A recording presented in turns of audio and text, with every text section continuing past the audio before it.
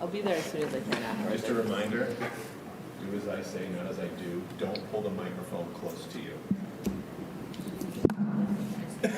Paul.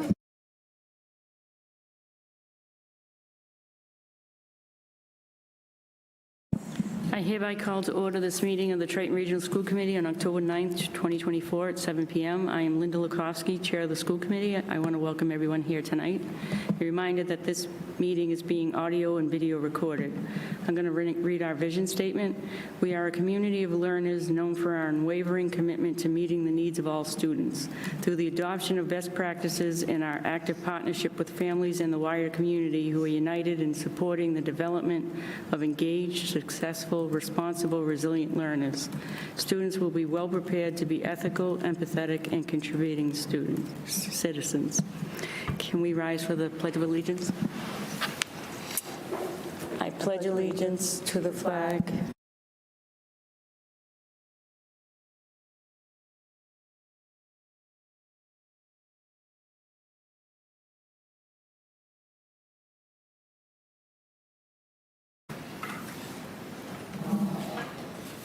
The next item is Student of the Month, and I'm going to hand that to Erin. The Student of the Month is one of the most favorite items on our agenda. The Student of the Month program was established in 2019 by the school committee to honor exemplary students. Nominations are collected throughout the year from staff members at all 5 schools.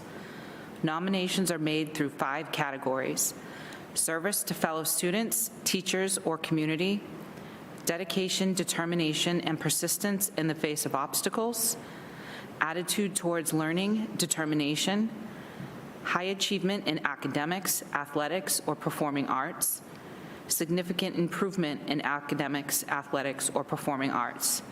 Selections are made by the chair of the school committee, the superintendent, and 1 member of the policy and advocacy subcommittee.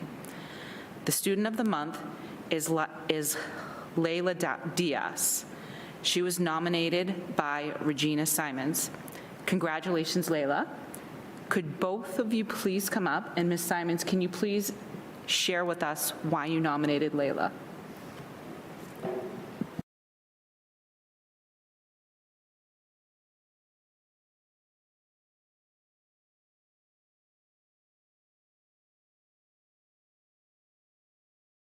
Yes. Okay.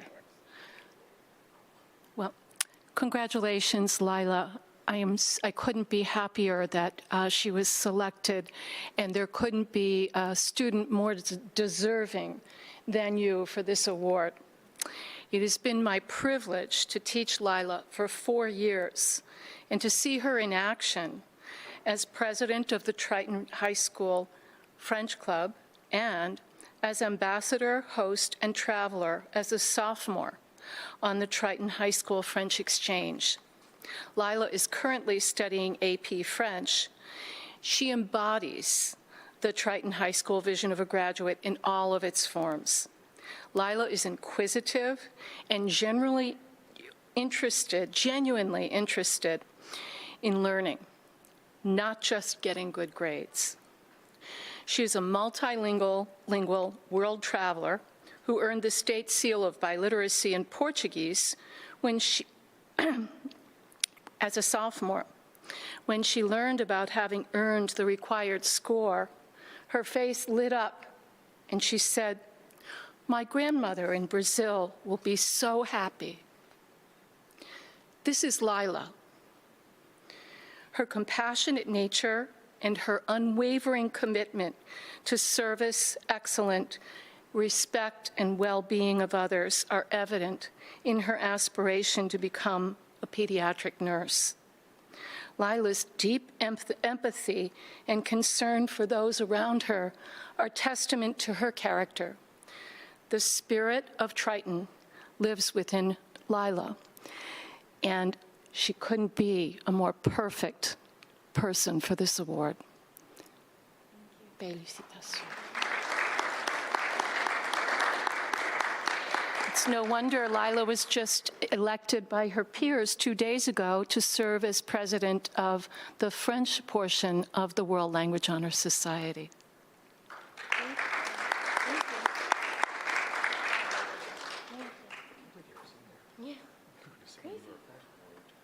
Thank you for nominating her. Love it. Well deserved. Need pictures with you all. Appreciate it. Thank you.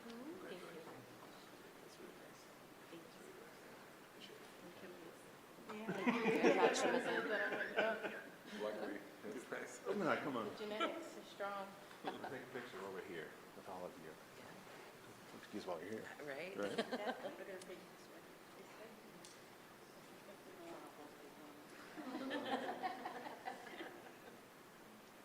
I gotta get closer. All right, ready, 1, 2, 3. Love it. Great. Perfect. Congratulations, Grace. Of course.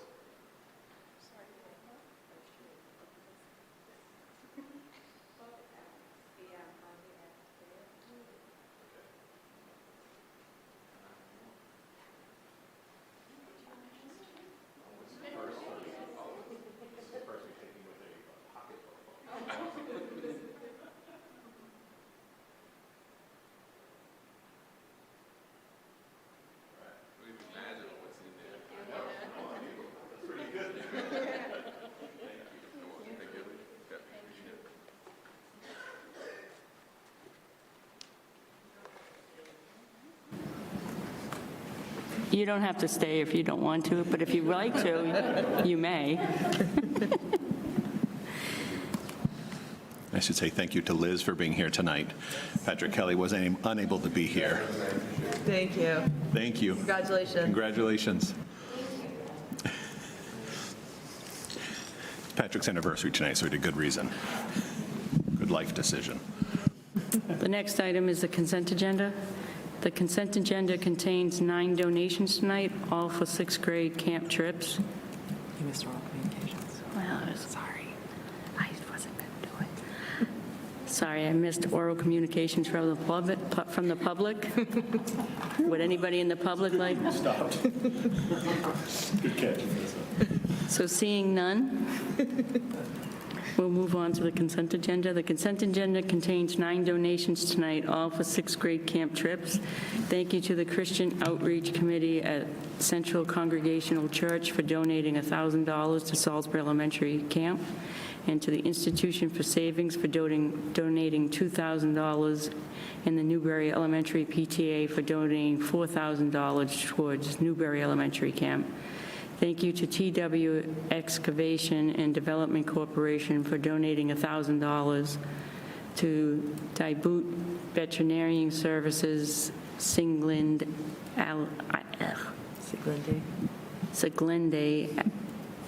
Crooks. Sorry, I can't pronounce this stuff.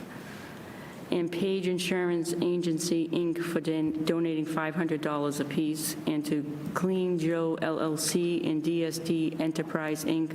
for donating $350 apiece to the Pine Grove School Camp trip. We appreciate all the donations. The consent agenda also includes a request for final trip approval for Salisbury Elementary 6th graders to go to a week of overnight camp at Camp Keeve in Millboro, Maine. Can I have a motion to approve the consent agenda as presented? I'll make a motion to approve the consent agenda. I'll second. Any discussion? All those? The next item is the student representative report. I am pleased to welcome our new student representative, Owen Silva, to present his report. Hello, I'm learning. Okay, thank you so much for having me, and thank you for this opportunity. I'm very excited to represent the student body here at Triton. I just want to start off by saying, I know she already ran away, but what an exceptional choice Lila Diaz is as Student of the Month. And following that, I don't know if anyone's following sports here. If you're not, I recommend you do. Our football team is having a great season. Boys soccer is also having a great season, relatively. Our golf team, I've also heard, has been doing much better than in the past. They did not make it to states, unfortunately. But outside of that, I wanted to follow up on something my predecessor mentioned last September about the Spirit Week activities and trying to like reduce waste in all the decorations and everything. Not much has actually changed on that front because there's been a lot of changes to Spirit Week this year. Don't know if any of you have been kept up to date on that. The skits are gone. That may not mean anything to any of you, but there's been a number of changes there, so trying not to rock the boat too much, but it's something that they're keeping in mind going forwards at the Student Council. And also, I just want to talk about this year, there's the environment in the school in general has been improved as to last year, where we were at this point. I think a lot of students are still appreciative of and like the addition of the Viking block, which you may not also know about, but that is something positive. And also that the situation with bathrooms that you probably heard about is still improved this year. And I know a number of students have commented on a better environment just within the hallways, outside of classes, that sort of thing. Also recently, the freshman class completed their orientation summit. I have not heard anything negative about that, so I take that as a positive sign. And that about concludes my report, if there are any questions. Does anybody have any questions for Owen? Thank you, Owen. Thank you. I just want to say thank you to Owen, and I know we're working, as a senior, we're working on finding a junior to join him this year to train up. Again, the goal is always to have someone sophomore into junior year so we can have them for 2 years. We'll be thrilled to have you for a year, Owen, but we'll be glad to have another person working on that, right?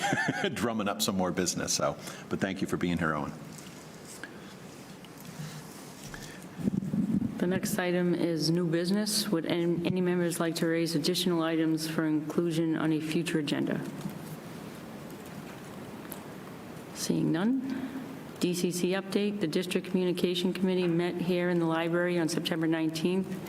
And after an update about the start of schools, the group talked about the facilities meeting for the Byfield campus and the previous alternative assessment discussions. Salisbury Select Board asked to continue the alt assessment reviews, while Raleigh and Newbury had not yet talked about it. They will bring updates to the next DCC meeting on October 24th in Newbury. The next item is the 2024 MCAS and Accountability Report. Dr. Anna Bates is going to review the recently released MCAS results and vocal data.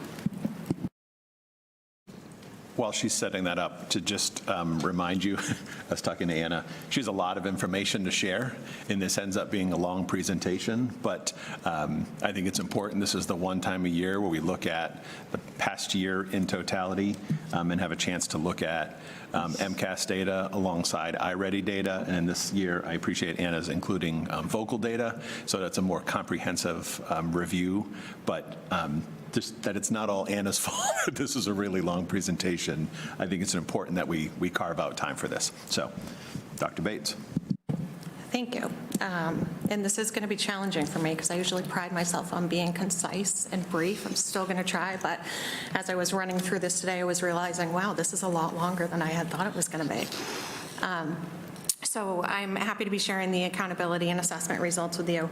I think before I hop into the presentation, I just would like to remind everyone that all assessment results or all points of data are sort of one point in a process that is really a cyclical process and not a linear one where we get this back and then we all of a sudden start to do something. So for that reason, I'm going to be sharing the related work and improvement efforts that we have ongoing, sort of embedded within the presentation of the data.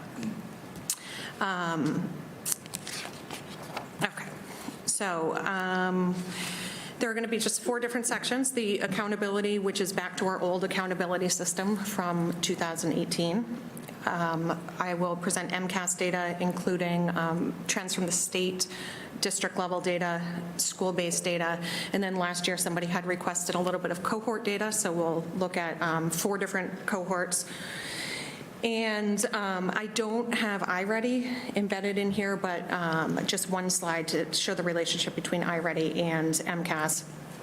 And then we'll take a quick look at some higher-level vocal data, which is the Views on Culture and Learning Survey, and then finish it up with the Search Institute's Developmental Asset Survey.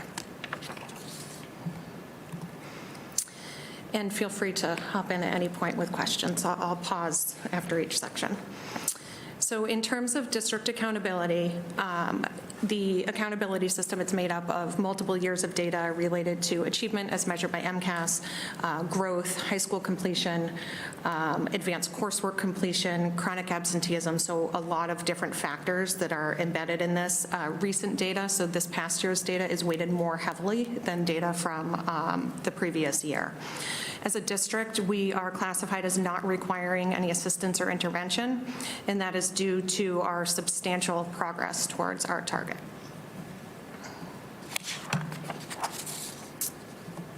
In terms of strengths, achievement and growth in mathematics was highlighted as a strength, and I think a lot of that is due to all of the work that's been done over the past couple of years in mathematics that has come through the Math Action Plan that came out of stage 1 of the mathematics curriculum review, which included development of early numeracy activities, a mathematics fluency plan, the school improvement plans, which have directly targeted mathematics teaching and learning, including scheduling specific time to focus on geometry at one school or school-wide focus on statistics and probability at another. But really focusing on mathematics teaching has become I think, more part of what we do every day, and we can certainly see that in the growth and in the achievement of our students. Another strength was achievement in high school ELA, and then a significant decline in high school chronic absenteeism. So that is certainly notable. One thing that the high school has been working on is, over the last year, has developed a system for monitoring attendance and responding to it in almost immediately. So I think their use of, it really is, they're working in a Google Sheet, but the attendance is filtered in there, and we can tell immediately when there's a pattern of absenteeism and students, and then there's an immediate response to that. So I think that's one factor that has helped increase that attendance. In terms of growth, we need to work on growth, our achievement in non-high school ELA. So that is ELA at the elementary schools and the middle schools, and the middle school. Particularly in the area of writing, that is the area in which all of the MCAS tests is relatively lowest for all of us. I think we didn't learn that from the MCAS, that we've been getting teacher feedback of that since the first year of implementation of CKLA and the first year of implementation of EL education. So through some work with over the past 2 years with the Implementing High Quality Instructional Materials Grant, we started identifying benchmark writing assessments that were in each unit of CKLA from K through 5, and then in each module of EL education in grades 6 through 8. And this was a group of teachers that was working together to do this under the facilitation of a consultant. So after identifying the benchmark assessments, really identified the skills that were needed for students to meet the demands of those assessments, and then built in the instruction for those skills within the unit. So what we found with both curricula is they were aligned in that they were assigning writing that was aligned with the frameworks, but now it's actually instructing those writing skills, including modeling and practice and feedback throughout each unit. So K through 8, we have 3 writing benchmarks each year that are embedded within the curriculum. They're not something separate, and that's going to allow us to monitor progress and then respond more immediately in a systematic way. Additionally, we are in stage 1 this year of an ELA curriculum review, which will be pre-K through 12. In the past couple of years, we've looked at ELA in sort of like we have looked at elementary separate from middle school, and I think what we saw with the outcome of our mathematics curriculum review, which is the first pre-K through 12 one that we had done in quite a while, is that it does make sense to look at it in terms of a student's experience all the way through our district.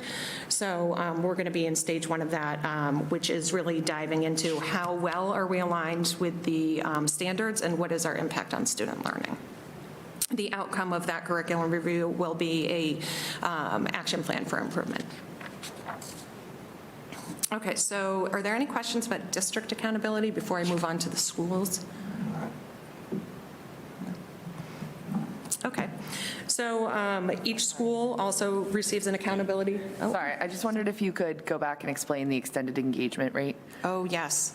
Thank you. Sorry about that. I skipped right over that. I only talked about ELA.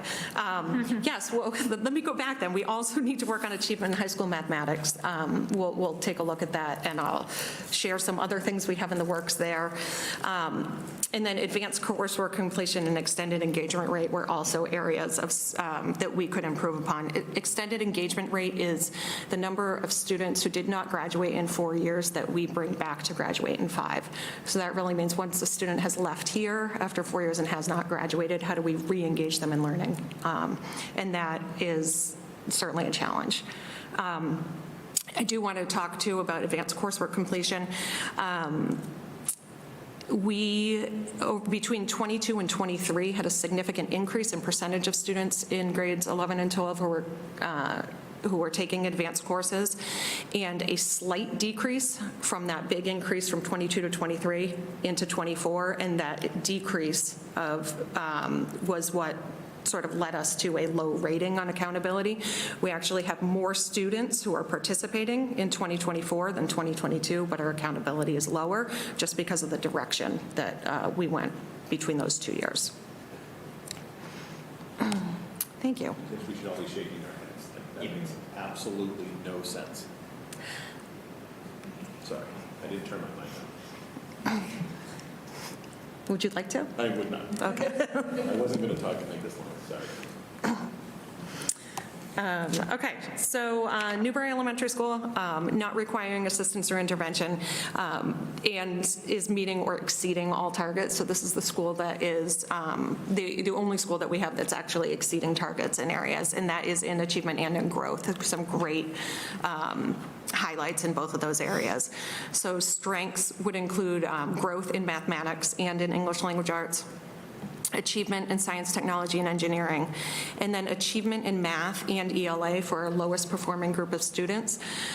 So starting in 2018, the state started identifying a sort of a subgroup of our lowest performing students. It's the lowest 25% as measured by their combined ELA and math scaled scores. So they just figure out the average, rank them, and then we look at that bottom 25% as a group that we also need to move. So it certainly could overlap with some of our other subgroups, but that is a strength of NES, is the achievement of students in those two areas. In terms of opportunities for growth, and you'll see this as a theme across schools, is chronic absenteeism. For Pine Grove School, also not requiring assistance or intervention and making substantial progress towards our targets. Strengths include achievement and growth in mathematics. Something notable on, they only had one mathematics question in all of the MCAS test that was below the state average with just 1 point, everything else at or above. So if you remember them presenting some of their geometry data from 3 years ago, we were looking at things in the teens and 20s below state, and there's been a significant shift in growth and achievement there. Another highlight would be achievement in science, technology, and engineering.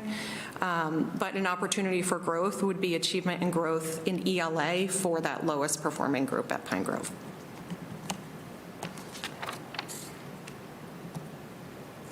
Okay, Salisbury not requiring assistance or intervention, also making substantial progress towards targets. Some strengths and accountability would be achievement in science, technology, and engineering. And then achievement in mathematics for the lowest performing group of students. Some things that I think supported this area have been the co-teaching model, and also the support of Title I mathematics. So that is prior to probably 2 years ago, that our Title I support was all in literacy based, and now we have literacy as well as math.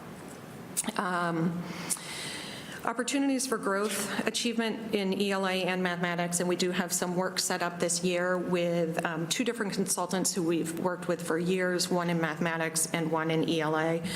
Both are focusing on sort of the planning component, so planning to teach to meet the cognitive demands of the state standards, and then really keeping those high expectations and then building in high levels of support when necessary. So those 2 things are ongoing. And then once again, another opportunity for growth would be chronic absenteeism.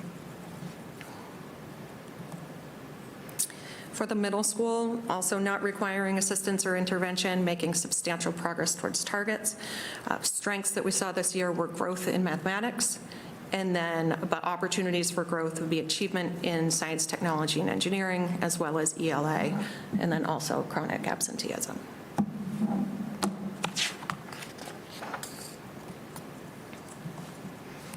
And then for the high school, also not requiring assistance or intervention, making moderate progress towards targets.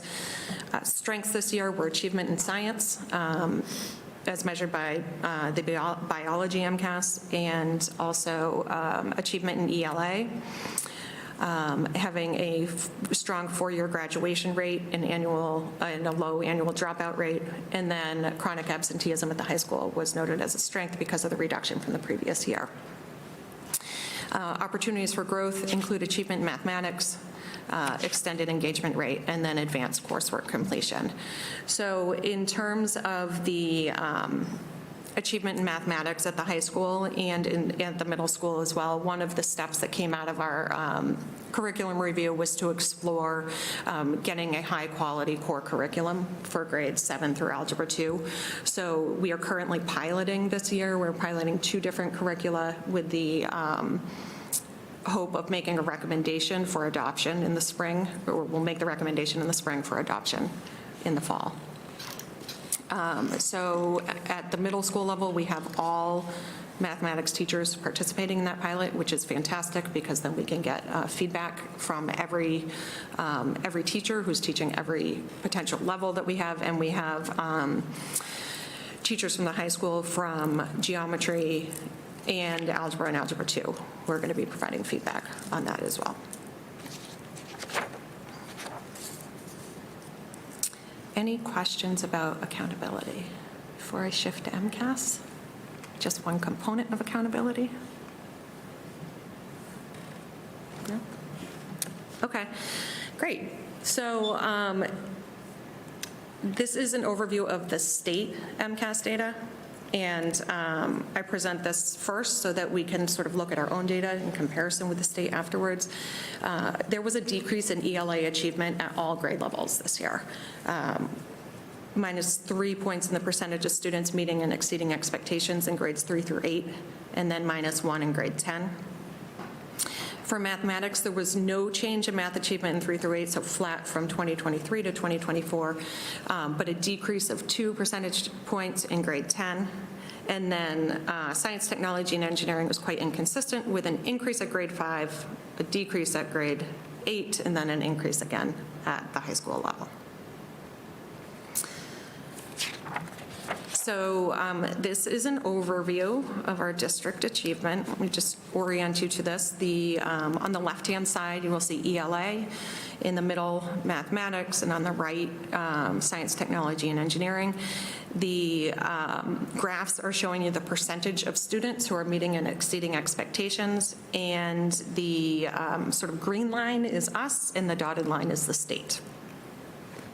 And then the dates across the bottom, you can see from 2019 up through 2024. Is it, I know I have to deal with this, but worth pointing out at this point that the scores to achieve that passing rate all went up this year? So even that flat line is actually pretty good? Yeah. Definitely worth pointing out. So the state has been, has shifted the, what is required for a student to be meeting or exceeding expectations, also what is passing. We had a significant increase in the students that students were on EPPs at the high school because, just because the state shifted their standards, not because anything changed in our students or anything changed in our instruction. So yes, I think there actually is quite a bit of good to celebrate in this data as well.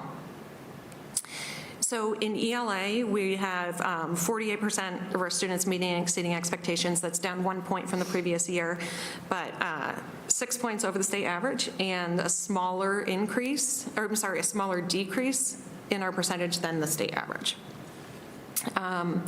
For math, we had 48% of our students meeting and exceeding expectations, up 1 from the previous year, 6 percentage points over the state average. And then science, technology, and engineering, 55% meeting and exceeding expectations, 2 points above last year and 10 points over the state average. So this is looking at all tests, though, grades 3 through 8 in the high schools. So there are certainly differences amongst schools, amongst grade levels, and amongst disciplines that we'll kind of see as we go through these next couple of slides. So I'm going to start with Newbury Elementary. So we have 61% of students at Newbury meeting and exceeding expectations in ELA. That's up 2 points from last year and 19 percentage points over the state average. Math, 62% of students meeting and exceeding. That's up 3 points from the previous year and 20 points over the state average, and an astounding 76% of our students meeting and exceeding expectations in science, technology, and engineering, up 10 points from the previous year and 32 points over the state average. So lots to celebrate in here. These do just show achievement, but I didn't include growth because it would double the size of this presentation, but we do have a lot to celebrate in terms of growth as well.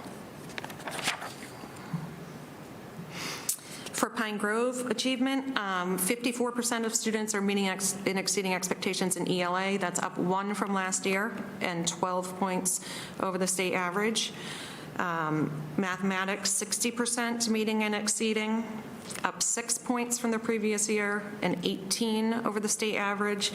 And then we see a little bit of dip in science, technology, and engineering from the previous year, but 59% meeting and exceeding, down 7 points from the previous year, but still 14 points over the state average.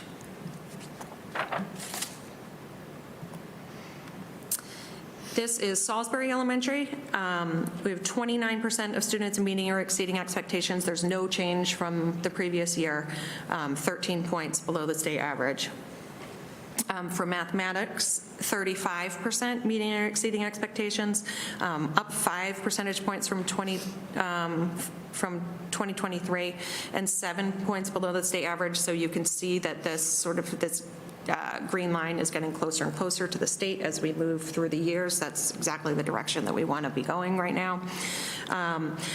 And then for science, it's 46% meeting or exceeding expectations. It's up 13 percentage points from the previous year and 1% above the state average. So I don't know if I mentioned it before, along with the ELA curriculum review, we'll be we're continuing stage 1 of the science curriculum review from last year. And ultimately ending with an action plan from that as well, but we'll be able to kind of dig into this data anymore and see if we can figure out this pattern that we have for science at Salisbury. For the middle school, we had 43% of students meeting or exceeding expectations in ELA, down 7 percentage points from 23 and 1% over the state average. The same percentage of math are at 43, meeting and exceeding expectations, down 1 from last year, and 1% over the state average. And then science, technology, and engineering, 51%. Meeting or exceeding expectations, down 7 from the previous year and 7 points over the state average. So I mentioned before about the work that we're doing in writing, which does extend into grades 6 through 8 as well. And we're actually only in I keep forgetting, we're only in year 2 of implementation of EL education, where we're in year 3 at the elementary level too. So we're continuing to support the skillful implementation of that curriculum through professional development and support. All right, and then at the high school level, ELA, we had 60% of students meeting and exceeding expectations, up 1 from the previous year, 18 percentage points over the state average. 43% in mathematics, which is down 15 percentage points from 23,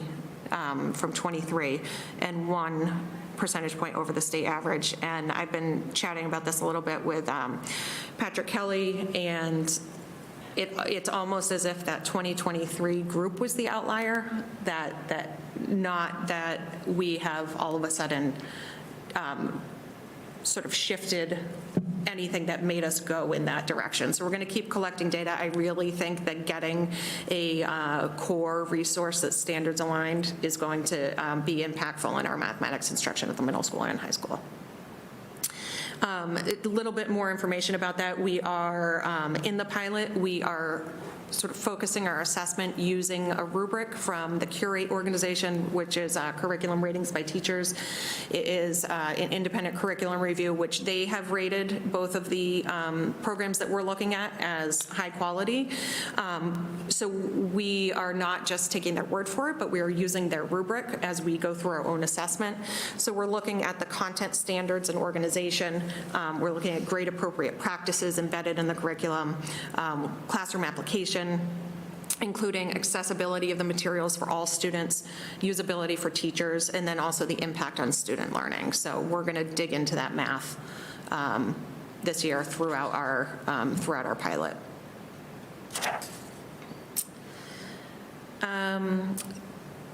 Any questions about any of the school-based data? No? Okay, great, moving along. So now we have some cohort data. This is the class of 2026, or current juniors. Just to orient you to this graph, we have 2019 on the left, and then we skipped 2020 because there was no MCAS that year. We have MCAS in 2021, 22, and that was 22 was in 8th grade, and then their 2024 when they were in 10th. Just something to note on all of these, that the 2021 student growth percentile used a different metric, so it cannot be compared to the previous or the one right after it. So we're currently back to the original student growth percentile, and so we can compare 2024 to like 2019, but you'll see some things that look a little off about growth in around 2021, and that's the reason why. And the pandemic, I'm sure, had something to do with it as well. But this is achievement and growth in ELA. So in grade 5, this cohort had 60% meeting or exceeding, and we had a pandemic, and we went 43% in 7th grade, 40 in 8th grade, and up to 59 in 10th grade, with growth in the years where it wasn't kind of a different measure between in the low 40s to upper 50s, which is anywhere between 40 and 60 is where we would want to be for growth. Certainly higher if possible, but those would be appropriate. One thing that I think you'll see plays into all of this cohort data is we do see a dip going from the elementary level to the middle school level. And in addition to the timing of a pandemic, we also have a fairly significant difference in time on learning in each subject between the elementary and the middle school, where they have approximately 50 minutes per class in mathematics and ELA at the middle school. We could have 70 minutes per class, and that at the elementary level in grades 5 and 6, sometimes more, and that certainly adds up over time. So that's ELA. Here's mathematics for the same group, so also the junior class. So we kind of see the same pattern, 53% in grade 5 pre-pandemic, and then it drops in grade 7, 37% in grade 8, and then up to 42% when they're in grade 10. Growth pretty stable in that 40 to 60 range. This next group is our current freshmen, and starting off with ELA. So we can see 47% meeting and exceeding in grade 5, up to 57 in grade 6, 46 in grade 7, and then 50% meeting and exceeding in grade 8. And then here's mathematics for that same cohort. Lower in 5th grade, 2021, that's coming out of the pandemic, so all of our achievement was lower. And then moving up in grade 6, so going from 28% meeting and exceeding expectations in 2021 to 46% of the same group meeting and exceeding in 2022. 47 in 7th grade, and then 42% in 8th grade, with relatively high growth, particularly in 6th and 7th grade. Next, we have our current 8th graders. We don't have any growth for 4th grade that year because they didn't take the MCAS as 3rd graders, so you won't see that bar on there, but we see the same pattern of sort of an increase in meeting and exceeding expectations as we come up through 6th grade, and then a little bit of a drop when we get to 7th grade, but once again, growth solidly average between 47 and 58 for the student growth percentile. And then here's math for that same class of 8th graders.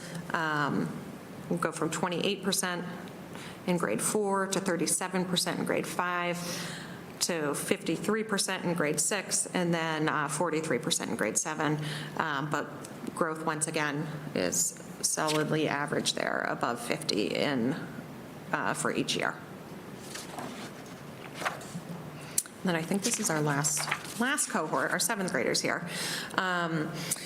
So we have them for ELA for grade 4, 5, and 6. So we go from 43% in grade 4, 50% in grade 5, 46% in grade 6, and then also you can see our student growth percentile is pretty stable there between 47 and 55.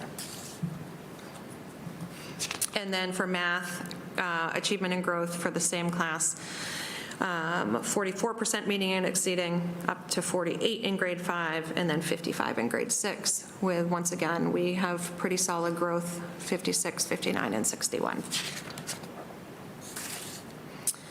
Any questions about those? No? Is there a reason why this sophomore class is not included? In which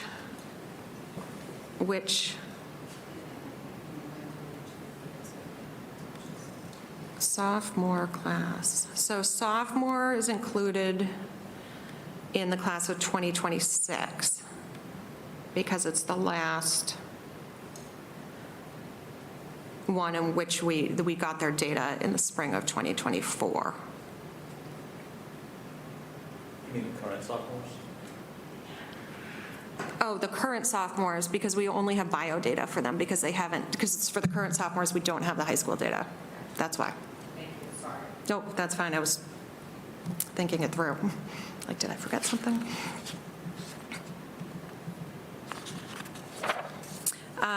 Just a reason for not having iReady in here, besides the length of this presentation. I just wanted to share two different slides which show the relationship between our MCAS and our iReady scores. It's a comparison on the left, you'll see our ELA MCAS scores and iReady reading from the spring of 2024, and then on the right, our math MCAS scores and then math iReady scores. So you can see that they are not exactly the same, but there is a very strong correlation between the iReady and the mathematics scores. There was actually a fairly large-scale study in 2022 in which we participated in, and they noted this high correlation, meaning that students who score relatively low in one assessment will likely score relatively low in another, and vice versa.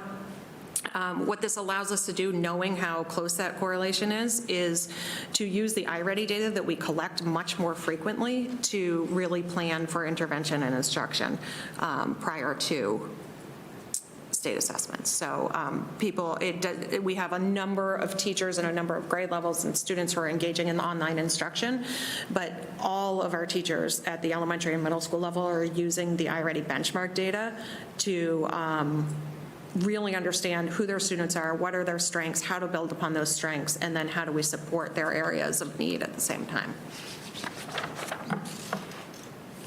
Paul?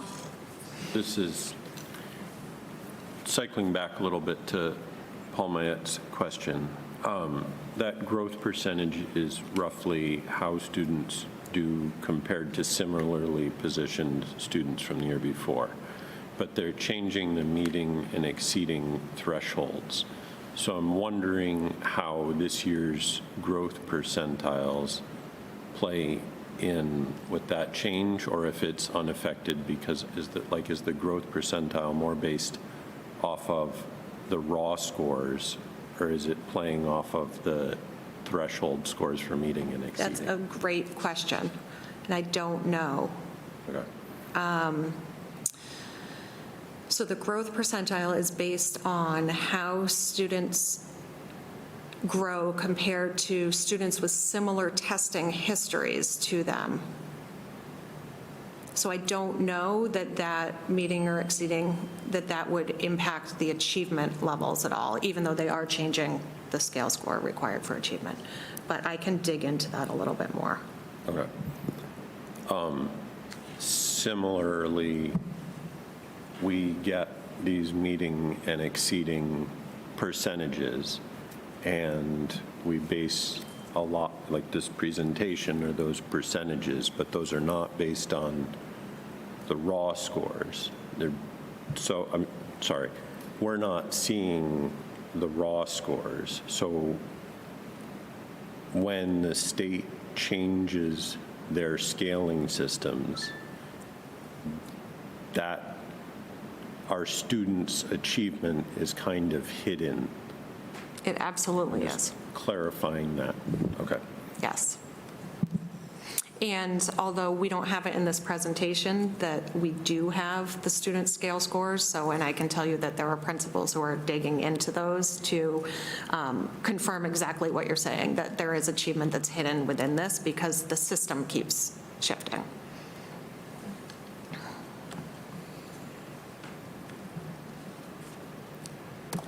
Narissa? So first of all, thank you for this because it is pretty thorough. I know my first go is always at the DESE website, and it's there's data upon data upon data to dig through to get to this.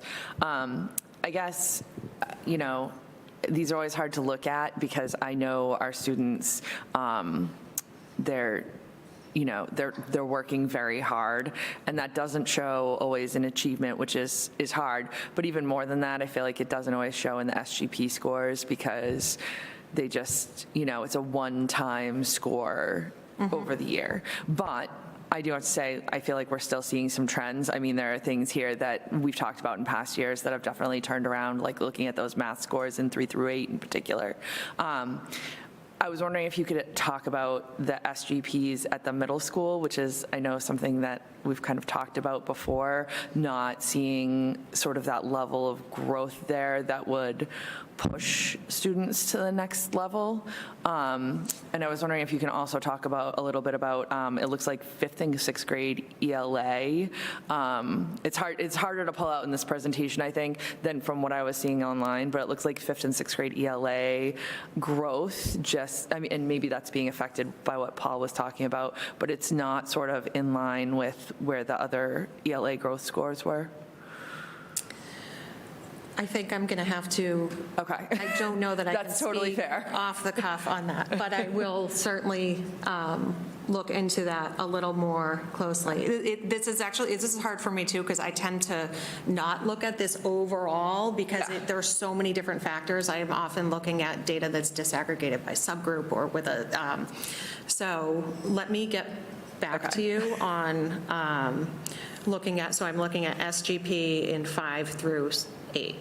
Yeah, Okay. I guess it would be 5 through 8, yeah. In ELA? ELA for 5 and 6 in particular, but Okay. it looked like both, the growth was not, I'm always looking at how does it compare to 50%, right? Because that's sort of the, but growth for, I think it will be all 4 scores, if I remember correctly, ELA in both and math in both for 7th and 8th. Okay. And then I guess my other question is, I always, I don't know if you know this off the top of your head, because it is hard to pull out with really small numbers on DESE, but just how like the high needs groups, subgroups did. And it made, the answer may be it's so small because it looks like some of them are literally, it's like 3 kids in a grade. Yeah, so, and that does make things trickier because they won't even, we often can't measure the progress of our English language learner subgroup because they're just so, and sometimes the same thing with high needs. So I will get you information on that as well. Okay. So growth of the high needs subgroup? Yeah. Sure. I'm always, I mean, achievement is one thing, right? But I feel like growth is the big thing. It's the thing that we can affect here at Triton, is how much the students are learning in a given year compared to students in other schools. And that alone promotes achievement. And you can't expect a student who's sitting, 2 grades below level to suddenly pop to a grade above level. Right. That's an unfair thing to ask. But what we can ask is, can we move them faster to bring them up closer to grade level than they are today? And to me, SGP is the only thing we have from the MCAS data that we can see on our side, really, that shows us, is that happening? That's absolutely true. The only thing on the MCAS data, I will say we are looking more carefully too at the improvement, the growth data that's embedded within iReady too, disaggregated by subgroup. So that's something I could also pull and share that as well. Okay, that'd be great. Thank you. I just think it's important to note that when you look at iReady, which I know it would make this longer, iReady at least shows you the student growth at least from the beginning of the year to the end of the year, opposed to MCAS, where you really have to dig in to find out which subgroup had any growth at all. So I particularly like, it's a shame that a school is based on this one calculation of MCAS because it's one snapshot in time, where I think the correlation between iReady and MCAS, I think the iReady is more geared to students opposed to a whole school. Yes, yeah, you can definitely get more information about individual, I think, strengths and areas for growth. And to your point, we do look at this as one data point and iReady as one data point, but we assess multiple times per year, but we're looking at student work as with the writing benchmarks and we have feedback from teachers, and we hold focus groups sometimes where we're getting student feedback. So it's not just one thing that I realize I have to present every year. I will happily do so, but it's one piece in a puzzle. Right, and I just think that's what we have to get out more of to the community, because everything is based on this one. Our school is graded on this, and it's unfair to grade a whole school system on this one data point. Right, right. So is it okay to shift over to our other data? We have our Views on Climate and Learning survey. So moving from academic to our vocal data. So this is an annual survey that sponsored by DESE. So it takes place right after the student's last session of MCAS in grades 4, 5, 8, and 10. And it asked students to share their views on 3 different dimensions and 9 different topics related to school climate. So over those 4 grade levels, we had 588 students participate in the surveys, and that representing 89% of the students, because they can opt out of participation. So these are there's an overall school climate measure, and then the subgroup of engagement, which is cultural competence, relationships, and participation. The safety climate measure, which is emotional safety, physical safety, and then there's a section on bullying or cyberbullying.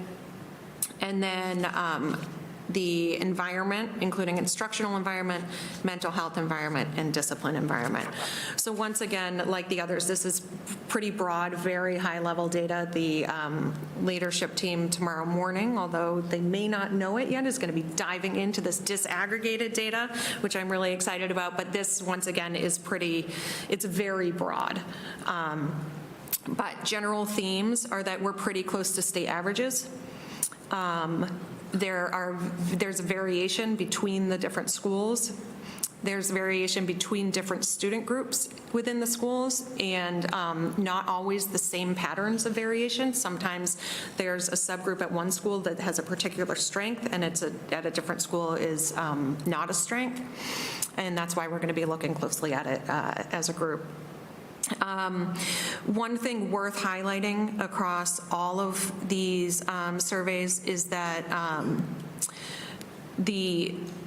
the response to adults working at this school treat all students with respect was between 90 and 95 across all of the schools, and that I think is a really important thing to highlight.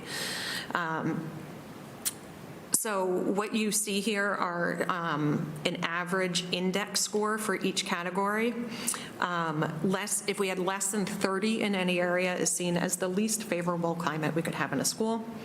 31 through 50 is somewhat favorable. 51 through 70 is favorable, and then greater than 70 would be most favorable. So across the district, we are right there in the high end of the somewhat favorable. So here is, now I'm going to break it apart by schools. So here's Triton High School. The state is in the light blue. High school is in the darker blue. So you can see a little bit below the state in overall school climate, engagement, safety, and environment.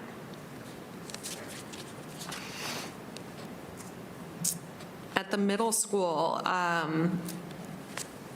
also just a little bit below the state in overall engagement, safety, and environment. But once again, we're still in that reasonably positive climate category.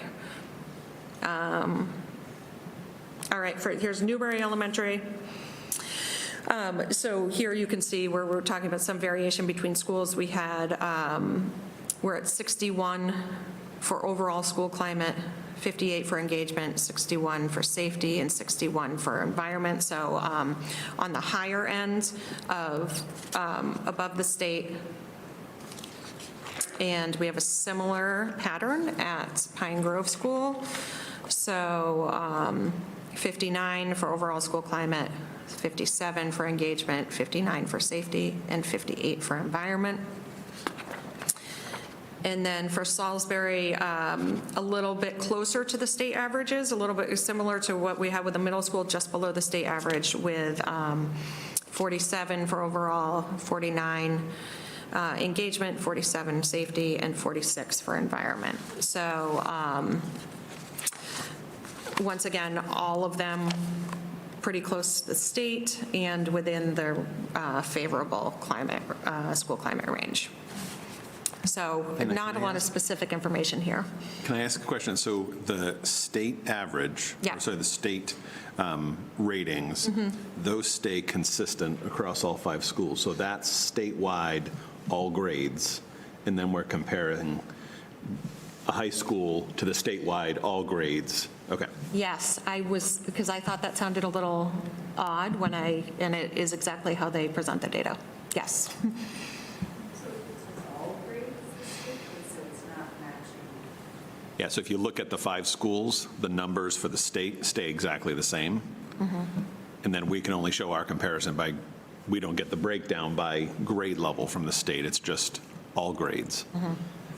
Right, because it would not be uncommon that you would have higher ratings at the elementary level and lower ratings for a teenager, right? Just by the design of adolescent behaviors and human development. So, not a great, no. You're not comparing similar things. Correct. So again, to Anna's point, and I apologize if you said these words, right? This is a snapshot. Take it as a snapshot. Where do we rank? We're in that range of favorability. Would we want to be higher? Of course we would. And, we're doing more extensive surveying later this year that will get, I think, a lot more in-depth, and certainly a lot more in-depth reporting than Yes. what the vocal data does. And I don't want to say that there's not in-depth reporting, because there's certainly more in-depth than I'm presenting here. So like tomorrow, our leadership team is going to be looking at an item analysis by grade level, disaggregated by subgroup. So we can dig into that level, but would be going down a rabbit hole, and we would be here all night long. No, okay, we'll go with this. Happy to answer any questions afterward, though. So the final part of this presentation is a little bit of information from our Search Institute survey, Developmental Assets, a profile of our youth. You will see similarities between the data that comes out of this as well as vocal. So we, I believe, have been participating in this since at least 2017. And the Search Institute's been conducting this survey for over 20 years and has this framework that really identifies what are these building blocks required for people to be sort of healthy and prosperous. And so ultimately, the more assets that kids have, the better. So youth that have the highest asset levels are less likely to engage in high-risk behaviors such as violence, sexual activity, drug use, and suicide, and also more likely to engage in thriving behaviors such as helping others, doing well in school, and taking on leadership roles. So every other year, students participate in this survey in grades 6 through 12. So we'll be looking at the survey results that were from last year. This information has been shared with the staff at the middle school and high school through faculty meetings at the beginning of each year. Middle school and high school parents received this sort of a snapshot of this data in the mail. I believe Matt Jackling spoke to parents at the middle school and high school at open house about this data. And then we also have a wellness advocacy, student advocacy group at the high school that's sort of working a little more in depth with this data to identify areas that they want to focus on and build upon. So this graph shows, and this is for Triton, the number of youth who fall into each asset category. So that darkest color, that 10%, is students who, based on the survey, report having 0 to 10 of the 40 assets. The orange is 11 to 20. That yellow color is 21 to 30 assets. And then that pink, that 11% up at the top, is those who report having 31 to 40 assets. The Search Institute tells us that there's not a right number of assets for any one person to have, but there is a significant decline in risk behaviors for anyone who has over 20. So that's about half of our population, with the average being 20.6 at Triton. So this graph shows that the relationship between the number of assets that youth have and then the number of thriving indicators that they have. So the fewer assets they have, the fewer thriving indicators, where the more assets they have, the more likely they are to thrive and less likely to participate in risky behaviors. And then you can also see the opposite is true here, that color remains the same, so that red colors of our students who report having 0 to 10 assets are much more likely to have risk-taking behaviors. So even moving those students and increasing the number of assets that they have and moving them into that 11 to 20 category could significantly have, I think, really impact their lives and have some positive improvements for them. So some highlights from this. So across all grade levels, over 80% of our students report having high levels of family support, positive peer influence, and good levels of school engagement. They report that they're actively engaged in their own learning. Fewer than 35% of our students, so this is on the other end of the spectrum, report having a caring school climate, and this is one that we all is part of our conversations in almost every group that we have is how can we understand this more and how can we build upon this. Another lower one was the community values youth. A young person perceives that adults in the community value them, or that young people are given useful roles in the community. And I believe that those two data points were our reasons for hiring the position of a community resource liaison, which has been kind of combined in with different positions over the last couple of years. But I think we saw on the personnel, was it this month? I think it is this month, that we have hired a new community resource liaison who will be focusing just in on this and building relationships with our communities to help support our students here. So I'm excited about that. And then other areas where we had fewer than 35% of our students reporting participation in the arts, music, theater, or arts, participation in religious communities, reading for pleasure, and then planning and decision-making, that the young person knows how to plan ahead and make choices. So that is one that we'll be digging into a little bit as well. So I did share this slide last year, and I think it's worth coming back to, that this comes from Dr. Richard Elmore, who is an educator and researcher out of Harvard University, who looks at improving student outcomes through instructional rounds and through what he calls the instructional core. So he says there are 3 things that we can do to improve student learning, and it is raise the level of content that students are taught, increase the skill and knowledge that teachers bring, and then increase the level of student active learning. So all of our improvement efforts at the district level, at the school level, at implementation team meetings and data meetings, there's all about this. What do we need to do? Do we need more rigorous content, and are we looking for resources to provide that? Can we increase effective teaching by providing professional development, either through some of these consultants who we've been working with for years, or are implementing high-quality instructional materials grants, or co-teaching, sort of to increase that. And then there are a lot of things that are about student engagement too, and not just about engaging students within a text or within conversations within class, but how do we engage them within our school community, make them feel valued, increase our attendance at school, and make sure that we're best supporting students. So I am bringing it back from last year, but it's because I firmly believe in it. And sort of all of those different efforts, improvement efforts that I've spoken about this evening are targeting these areas for ultimately what we hope are improved student outcomes.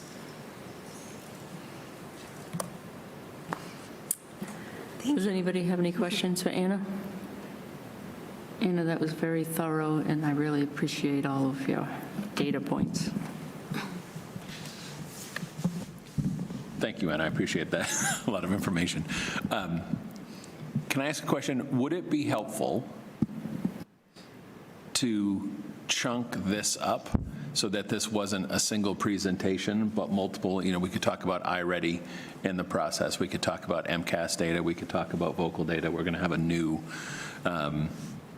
survey tool later this year, rather than having it be a single, perhaps overwhelming amount of information all at once. I think we would still ask you questions about the other stuff and how they intertwine, so I think having it at once is good. Okay. I mean, the iReady data would I think, have to be separate because it would make this really long. So this altogether works, and I'm sorry to say that to you, Anna, because it's a really long night. But I think if you were to add iReady data, that I would support separating and splitting, only because iReady has more of a direct impact on how teaching and learning day-to-day operates in Triton, whereas this is kind of like the bigger thing. Yep. But I don't know, that's just my thought on it.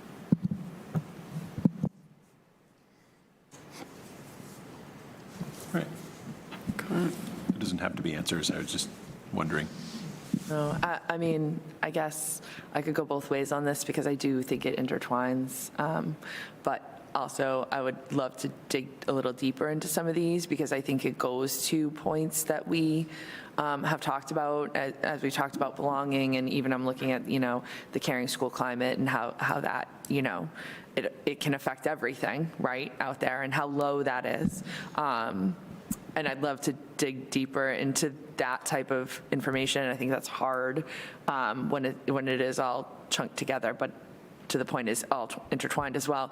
I think my preference, I don't know if there's a change that makes all the sense, but if I was going to do one, I would say move off some of the other teaching and learning topics and put these in 1 month after another, or like 2 months in a row, something like that, because a lot of times we'll like have this and then it's, onto curriculum or something like that, and then coming back to this rather than having it be sort of the teaching and learning thought process. That flows, even if there is a month in between. I think it's easier if you do it over a few months, not only for us to absorb and understand it, but for anyone watching as well. It might be easier, and I think it's easier, it may be easier on yourself too, because you can focus on one thing at a time each month. Does anybody have anything else? Can I just ask a question? No. This is going back a few years, but I know that the developmental assets, they used to bring students from other schools here to actually present that data, and I thought that this data was kind of in context to some extent for the other towns that are part of the Tower Foundation ECAB grouping.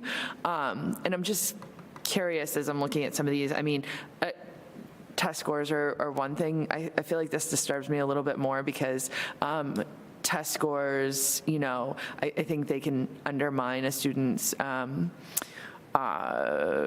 idea of where their abilities lie, right? But if a student is not feeling encouraged and supported here, no matter what their test scores are, they're not going to have faith in their abilities, and every student here should have faith in their abilities to go on and do some amazing things in this world.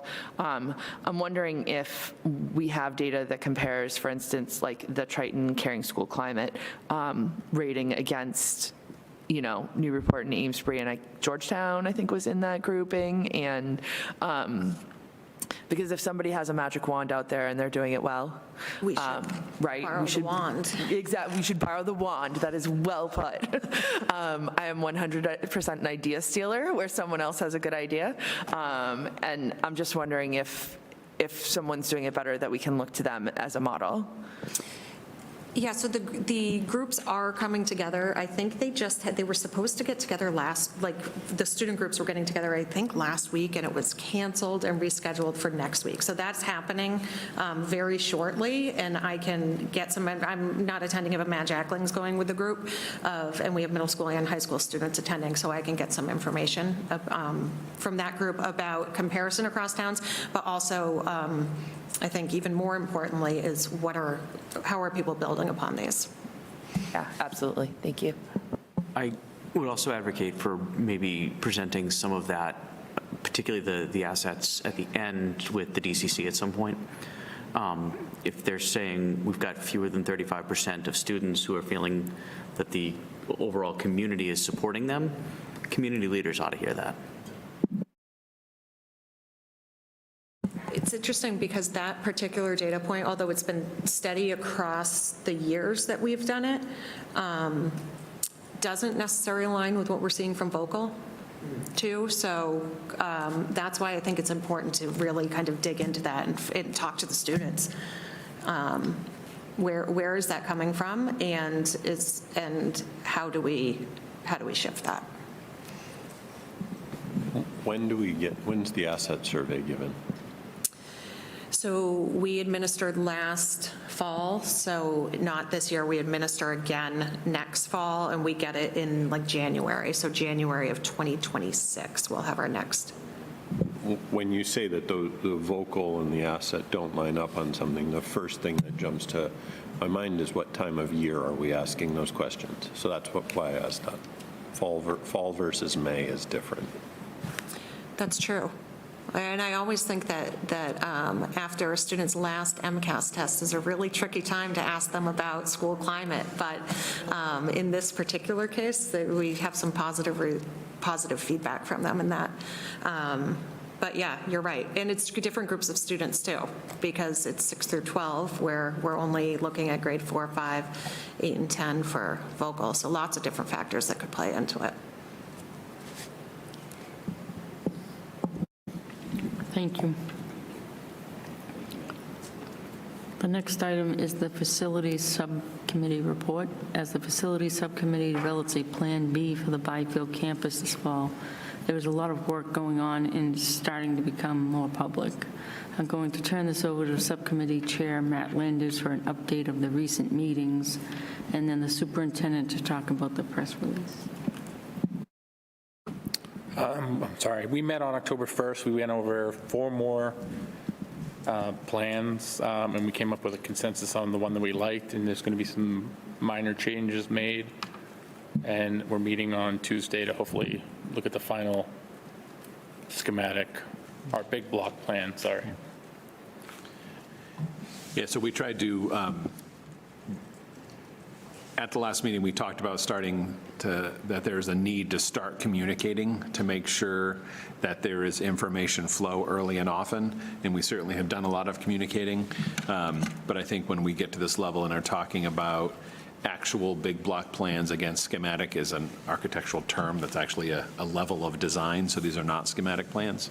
But this big block designs and concepts to determine whether a non-MSBA partnership path is feasible.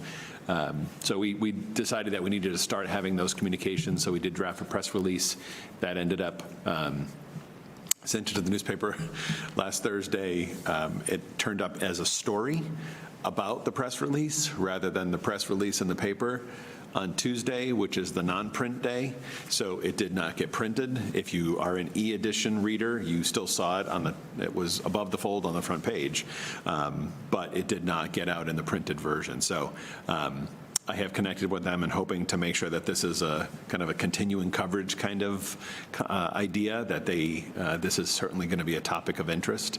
And I think when we talked at the table, it was making sure that we'll meet next Tuesday, right? Tuesday is the 15th, and are hoping to come up with a big block plan that we would say, yes, this addresses the needs. Again, if we're not partnering with the MSBA, the hope is that we're not looking at every possible option, but instead addressing the major needs, which we know is all of the building systems, the building envelope, window, roofs, doors, all HVAC, electrical, plumbing, right? All upgrading to make it look like a new building, fit and finishes. And then on top of that, addressing kind of the flow issues within the building. Are there improvements we can make? Like we've talked about, reworking the front entry so that there is one point of access for this campus into the middle school, the high school, and into the district office. So it's those types of things that are the focus areas. It will be interesting to see whether or not that is something that is affordable away from a partnership with the MSBA. So the goal is that next Tuesday when we meet, we would have a a big block plan to then give to Kevin Provencher and his team and say, okay, go ahead and do that high-level costing. And again, it's not going to be down to the dollar or even near this 100,000. These are like in round million figures.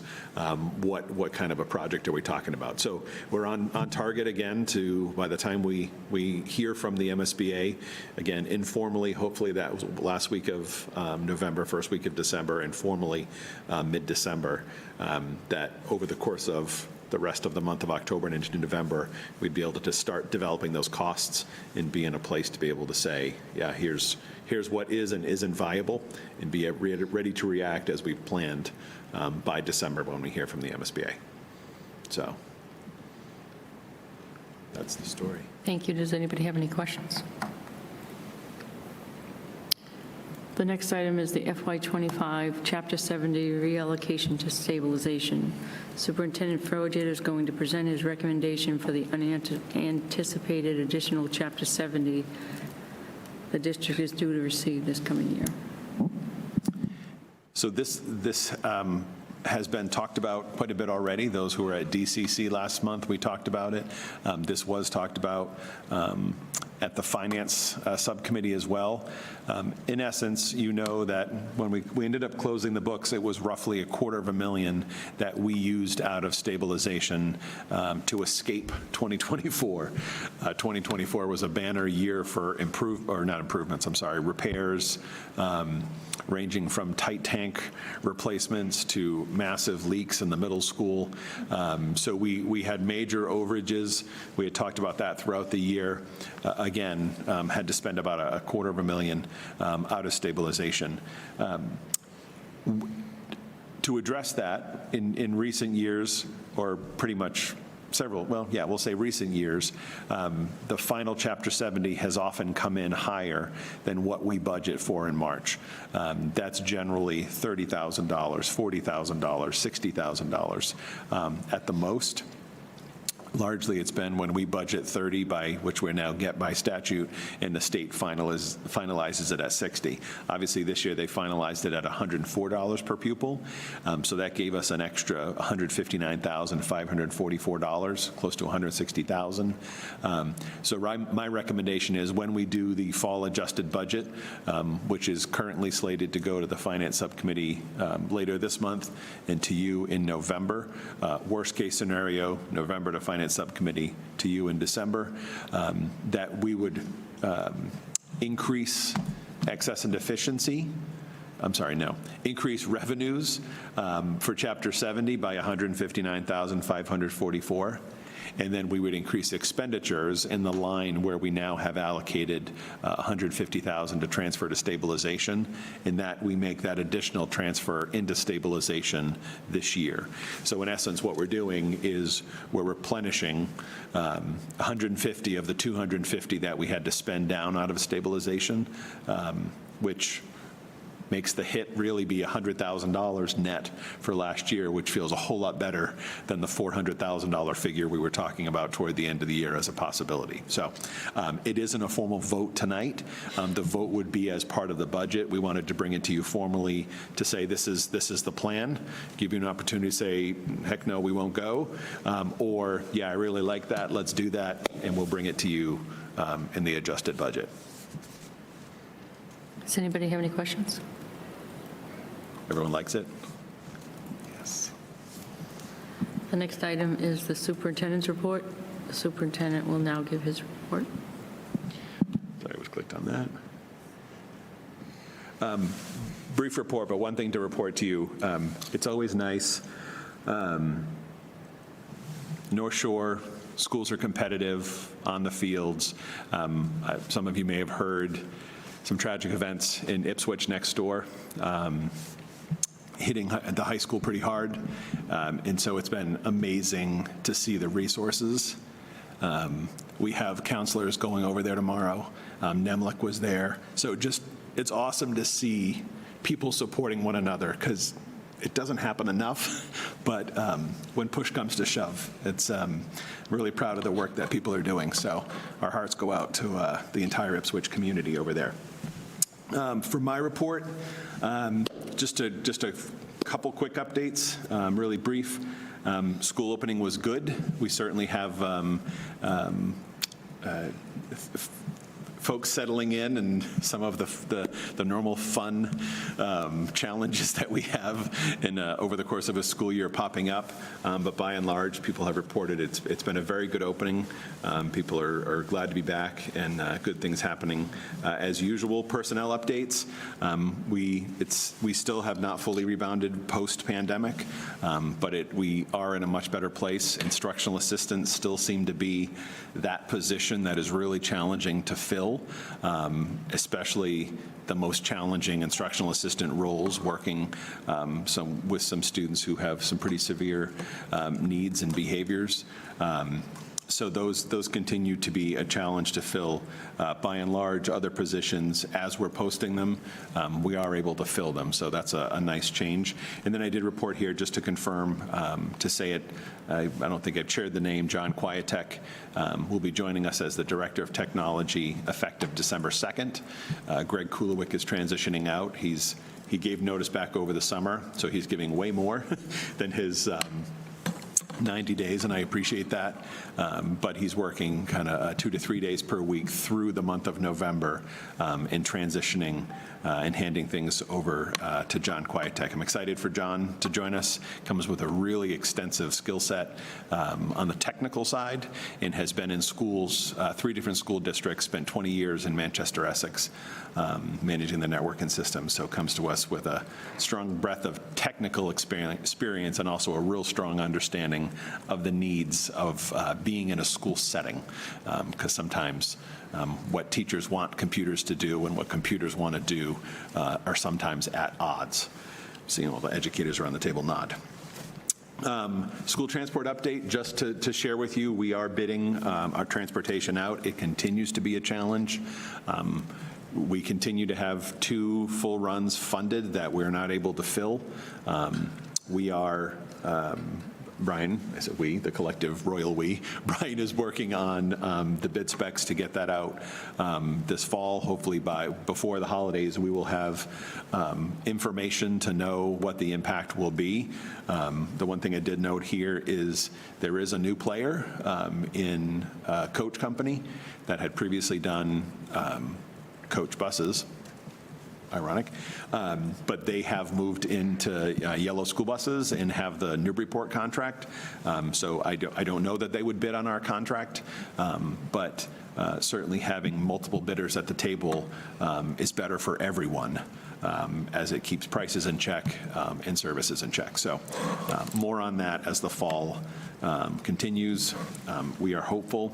And just a couple pieces here. I think a lot of this has been largely reported, but over 16,500 meals served this summer by Sarah Letman and the team. Some great work done, incredible work done there. I was at the food security group, which is at our neighbors' table yesterday, the advisory council meeting, just talking about efforts with food insecurity in the region and how unseen it is, but how prevalent it is. So we're working on ways to think outside the box to bring food security to all ages, children through the elderly. So thank you for Sarah for her work there, and to report that we did get a grant for a food services van. It doesn't have the decals on it yet, but that will be very helpful. As you know, we are providing meals now for River Valley Charter School. River Valley is another feed site location for our food service program. So again, amazing stuff there. Just wanted to make sure that was put out there. So any questions, I'll be happy to answer them. The personnel report is there for the last month, and I think this might be the first time in a few months that there are only hires and no resignations. The end. The summer food service, was that 5 weeks or 6 weeks? That was 5 weeks. Okay. So that's like 600 or 700 meals a day. And it's pretty ended good. Up being over 38 days. 38 days, okay. I believe was the number of days where they were operating. Some of those were in-house and some of those were obviously at the So that's all, summer meals was only. Only at the 5 sites. So it was 2 sites in Salisbury, Salisbury Elementary and Boys and Girls Club, and then an open site where anyone could stop in, no ID required, at Lions Park, and then ran it in Ipswich at the DPW, and then out on not 114, Route 1, so that it could kind of hit the lower part of the district and feed into Ipswich. That's a few hundred meals a day. That's awesome. Powerful, yeah. Anybody have any other questions?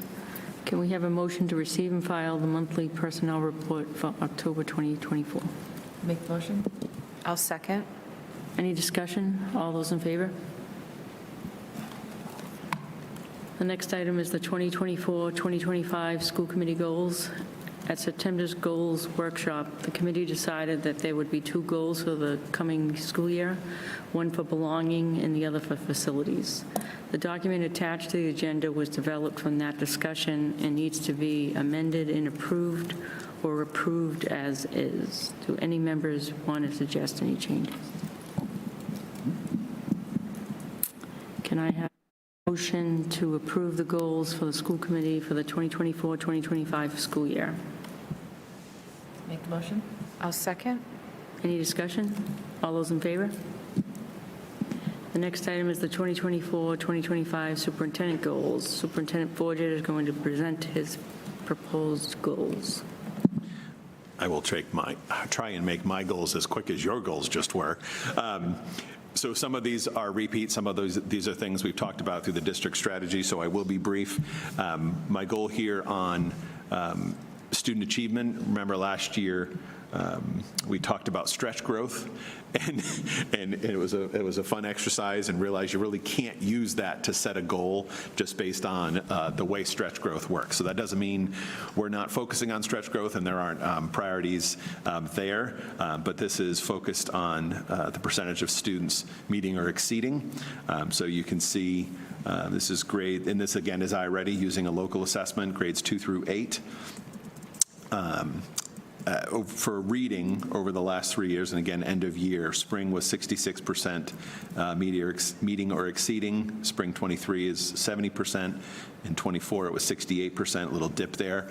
The goal here is 75%, lofty yes. I believe it's important to aim high. And then in mathematics, spring of 22, 56% meeting or exceeding. We've had steady growth here, 56% in 22, 61% in 23, 67 in 24, and aiming for 75 in spring of 25. So again, a lot of work being done around mathematics. And I know there's been lots of discussion in certain focus areas, that, as Anna mentioned previously in her presentation, in areas that we are targeting our efforts. So I believe it's important that I have a goal as part of my work to set those achievement goals as well. As far as my professional practice goal, continuing the implementation of Parent Square for sure. That's important with communications and more varied use. And then the strategy around creating a formal, I'm sorry, I'm reading the wrong one. So the professional practice goal, now I'm on the same page as you. Thank you for the confused looks. So in addition to Parent Square, which we have to continue and we will continue, I will launch my weekly YouTube series this year. It's happening. I now have the microphone and the setup and the tripod, so it's going to happen. It's happening, so it's a goal. And then also just formally establishing a much more a very clear and concrete communications plan for this middle school, high school project. We talked about knowing when we need to say when and have a outside support, depending on where we land in December, whether it's a partnership with MSBA or a no from MSBA and we're on our own, or it's a yes from MSBA and we're on our own. We're going to need to have a real formal and concrete communications plan to make sure that folks are very well apprised of the work that we're doing, so there are no surprises down the road. I won't go into Portrait of a Learner. Obviously, that's been a key theme throughout the fall so far as the plans. Again, still leaving it on here, that action plan and follow next steps for the building and this building at the middle school, high school, and then continuing and completing that review of the visual and performing arts. There'll be surveys, there'll be more site visits as we continue to decide what is the right. You saw it show up on the asset data. That's a powerful side of the academic experience, the arts, visual and performing, for our students. And so what is it that we believe as a community has to happen and has to be part as a compulsory for all students, and what should and continue to remain as volunteer, or not volunteer, but the word I'm looking for, optional elective type of courses and participation. So happy to answer any questions you might have. I'm just going to say, I think these are solid goals. They seem doable. If you can make room in your schedule to link up with that microphone and camera. I got it. I know that's been a I'm just going to carry it with me everywhere I go. See what happens. And, I think I appreciate tying things to iReady over MCAS, where it has that more detailed data. And hopefully, this is an achievement goal, but it's going to have growth to get there. So, yeah. Anybody else? Thank you, Brian. You have to approve them. Oh, sorry. Motion to approve the goals for the superintendent of schools for the 2024-2025 school year. Make the motion. I'll second. Any discussion? All those in favor? Subcommittee reports, policy and advocacy, Paul Goldner. We met earlier today reviewing policy section D as part of our review cycle. We will be continuing to meet next month. I believe that meeting is November 13th. Thank you, Paul. Finance, Paul Mayette. We met, I believe, 2 weeks ago. The biggest piece was the transfer of 250, roughly, from that we had allocated more than that, but that was the final amount from last year, which we just talked about coming down slightly from there. And we meet again on the 24th. Thank you, Paul. Personnel and negotiations, Matthew Landers. We have not met since our last meeting, and we do not have any future meetings. We are meeting tonight with the full committee to discuss strategy. Thank you. Now we're going to go into executive session. The committee will go into executive session to discuss strategy and preparation for negotiations with both non-union personnel, the superintendent, and union personnel, custodial, public employee, community healthcare. As the chair has determined that an open meeting may have a detrimental effect on the bargaining position of the district, not to return to open session. This will require a roll call vote. Paulise? I need a motion first. Oh, And I got to read the whole thing again. Yes. Process, let's go. I make a motion to go into executive session to discuss strategy and preparation for negotiations with both non-union personnel, the superintendent, and union personnel, custodial workers, and the Public Employee Committee for Healthcare, not to return to open session. I'll second. any discussion? We'll have a roll call vote. Paulise? Yes. Erin? Yes. Kelly? Yes. Caitlin? Yes. Paul Goldner? Yes. Matthew? Yes. Marissa? Yes? Paul Mayette? Yes. And I'm a yes as well. Thank you.